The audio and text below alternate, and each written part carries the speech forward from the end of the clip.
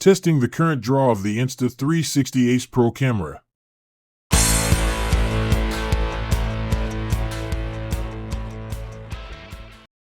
Good day, folks. Don here from 3BR Power Sports. Over the last few weeks, I have been conducting current draw tests on action cameras. I have all the GoPro Hero cameras, Insta X2, X3, X4, and the Ace Pro here. And so that's the one I'd like to test today. Now I have two wall charges. This is an Anker 100-watt USB-PD charger, and this one is an older 2.4 amp standard USB 2.0 charger. Now, the nice thing about the Ace Pro, it's a very modern camera and has USB power delivery or USB-PD technology. So I'm going to do the test in two parts. First, I'm going to connect it with USB-C to USB-C using the PD capability of the camera to see what it does.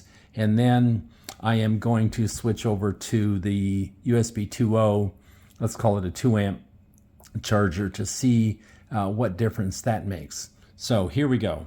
So let's start off with the PD charger. We'll plug it in.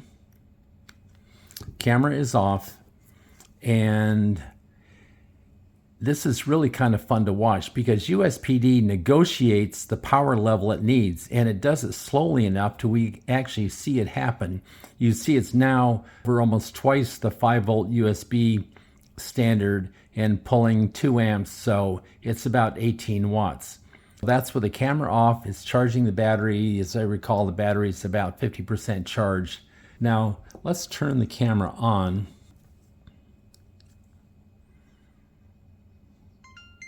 And see what happens.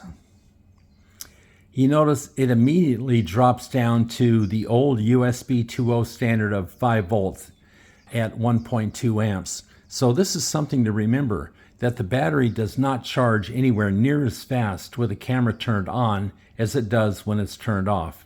And this also makes a difference if you have the camera mounted on a vehicle or a boat where it's using a standard 2.1 amp charger. So now let's go to record mode. And you see it jumps up to 1.8 amps. Now that's quite a bit. One thing that bothers me about drawing this much current, it's going to generate a lot of heat. And in fact, I recently did a test on 4 cameras to see if any of them had gaps between the data chapters, and the Ace Pro was the only one that overheated during the test. I had to put a fan on it to cool it.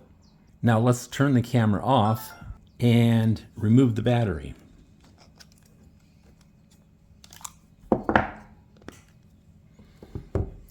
Now I was curious to see what would happen if the charger would freak out because it's talking to the camera trying to negotiate power, but it's not pulling anything. Interesting, it has gone back to USB 2.0 standard. But let's turn the camera back on.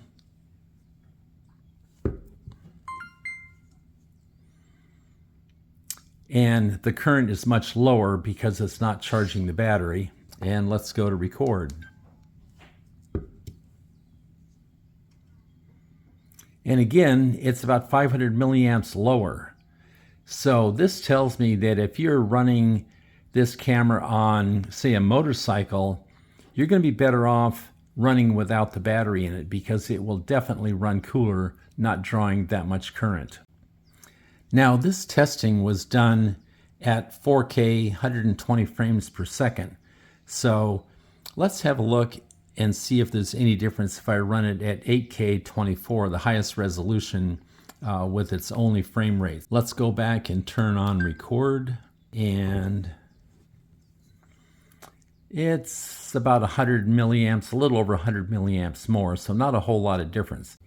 Okay, we've done some testing with the 100-watt USB-PD charger, so I'm going to set that aside.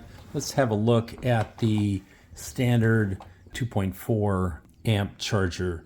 What I really want to look at is battery charging with the camera off, because that's where the USB-PD made the biggest difference. So I plug in this 2 amp charger, and you can see it's running about 1.8, 1.9. So that's actually a good charge rate for running a non-PD application.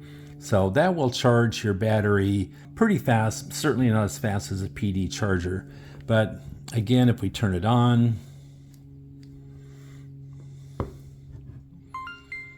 it drops down to the 1.2 amps or so that it did with the PD charger. So there's really no difference between the two when the camera is on.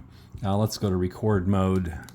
Oh my, that's pulling quite a bit of current. Wow, that is definitely going to run hot. I'm glad I checked that. Let us turn the camera off and take the battery out and see what it does.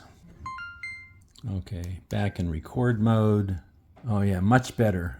So unlike GoPro, which does not record and charge the battery at the same time and never has, Insta360 does allow both to happen at the same time. And I think that can be a bad thing at times. It just draws way too much current. If you're running outdoors, say you're an angler on a boat and you're fishing, and you've got the battery in the camera, it's going to definitely run hot. So something to consider.